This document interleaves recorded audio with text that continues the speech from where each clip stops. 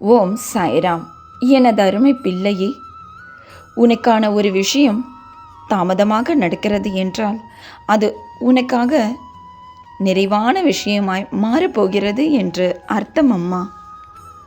உன்னை நான் என்றுமே சோதிப்பேனே தவிர உன்னை அப்படியே இருக்க கைவிட்டு விட மாட்டேன்.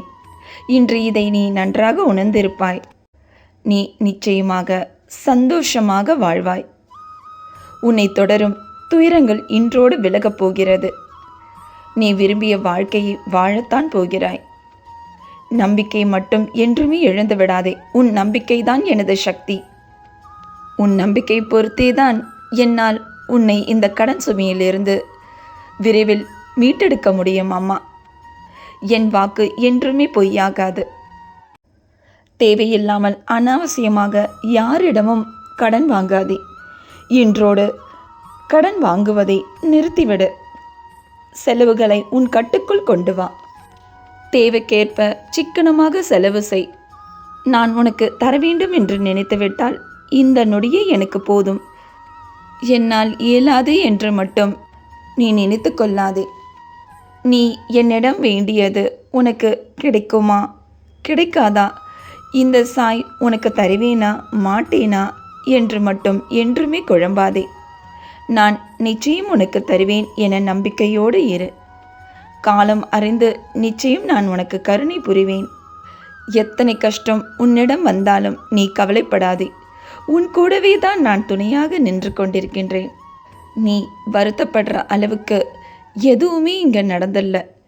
அனைத்தும் உனக்கு சாதகமாக மாற்றித்தரத்தான் நானும் இங்கே போராடிக்கிட்டு இருக்கேன். நீ சற்று பொறுமையாக இருந்தாலே போதும்.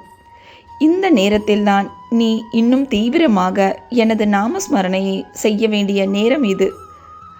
அதுதான் உன்னுடைய வேலை. உன்னை கடன் சுமையிலிருந்து மீட்டெடுப்பது என்னுடைய வேலையம்மா. மாறாத நம்பிக்கையுடன் பொறுமையாக நீ காத்திருக்கும் போது அற்புதங்கள் உன்னை தானாக தேடி வந்தடையும் அம்மா. பலரிடம் நீ கேட்டும் உனக்கு கிடைக்காதது நிச்சயம் என்னிடம் இருந்து உனக்கு கிடைக்கும். யாரை நம்பியும் நீ இங்கே வரவில்லை. உனக்கான உணவு, வாழ்வு, அன்பு அனைத்துமே நானே தருகிறேன். அடுத்தவரின் வார்த்தைக்கு நீ என்றுமே நொந்து போக வேண்டாம். உன்னுடைய கோபத்தையும் எரிச்சலையும் நிரந்தரமாக விட்டுவிடு. என் பாதத்தில் உன்னை காயப்படுத்தினது நியாயமில்லைதான். அதற்காக அந்த கோபத்தை மற்றவர்களிடம், உன்னையே நம்பியிருப்பவர்களிடம் நீ காண்பிப்பது தவறல்லவா? நிச்சயம் நீ நிம்மதியுடனும் சந்தோஷத்துடனும் வாழ்வாய். அதற்கு நான் பொறுப்பு. உனக்கு நான் ஆசீர்வதித்தது நிச்சயம் உனக்கு கிடைக்கும். அதற்கான எல்லா வாய்ப்புகளையும் உனக்காக வழங்கி எல்லா முயற்சியிலும் உன்னை நான் ஈடுபடுத்தி நிச்சயம் செய்ய வைப்பேன். நானே உன்னை துணை நின்று இறுதி வரை காப்பேன். எது வந்தாலும் ஏற்றுக்கொள். எது போனாலும் விட்டுவிடு. அது மனிதர்களாக இருந்தாலும் சரி, பொருளானாலும் சரி. ஏனெனில் இந்த உலகில் எதுவுமே நிரந்தரமில்லை அம்மா. இந்த வாழ்க்கை மிகவும் குறுகியது தான். அதனால் ரசித்து வாழ பழகிக்கொள். கோபம் உன்னிடத்தில் தேவையற்றது. அதை முதலில் தூக்கி எறி.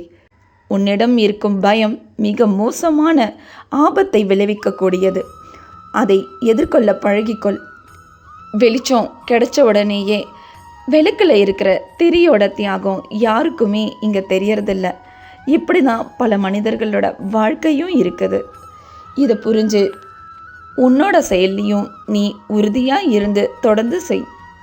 விதையும் வினையும் ஒன்று தான். இறுதியில் பலனை கொடுத்தே தீரும். அது நீ செய்யும் நன்மையானாலும் சரி, தீமையானாலும் சரி, அதற்கேற்ப உனக்கு பலன் நிச்சயம் கிடைத்தே தீரும். இந்த வாழ்க்கை ஒரு காலகட்டத்திற்கு பிறகு எல்லாமே கடந்து போகும், இல்லைன்னா மறந்தே போகுங்கிற எண்ணத்தில் தான் ஒவ்வொரு நாளும் இங்கே பலரும் வாழ்க்கையை நகர்த்திக்கிட்டு இருக்காங்க. உனக்கான விடிவு காலம் நெருங்கி விட்டதம்மா. உன் கடன் சுமை உன்னை விட்டு முழுமையாக நீங்க வேண்டிய நாள் நான் குறித்து வைத்த அந்த நாள் வந்துவிட்டது பிள்ளையே. அதனால்தான் வழி ஏதும் தெரியாமல் விழி பிதுங்கி நிற்கும் அளவிற்கு உன் கண்களில் கண்ணீருடன் உன் கர்ம வினையானது உன்னை பாடாய்படுத்தி கொண்டிருக்கின்றது இன்று. உன்னை இப்படியே அழ வைத்து கொண்டிருக்க மாயை உன்னை ஆட்டுவித்து கொண்டிருக்கின்றது. இருட்டறையிலையும் ஒரு ஜன்னல் மூலமாக வெளிச்சம் வர்றதில்லையா? இரவு நேரத்துலேயும் நிலவு வெளிச்சம் பூமிக்கு கிடைக்க பெறலையா? அதுபோல் உன்னோட கர்ம வினையிடம் இருந்து இருட்டில் அடைக்கப்பட்டு இருக்கிற உன்னோட வாழ்க்கையை நிச்சயம் நான் மீட்டெடுப்பேன்.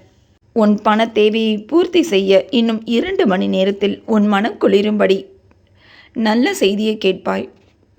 இன்றும் என்றும் என்றென்றும் உன் சாயப்பா உன் அருகினில். வாழ்க வையகம், வாழ்க வளமுடன். ஜெய் சாய்ராம்.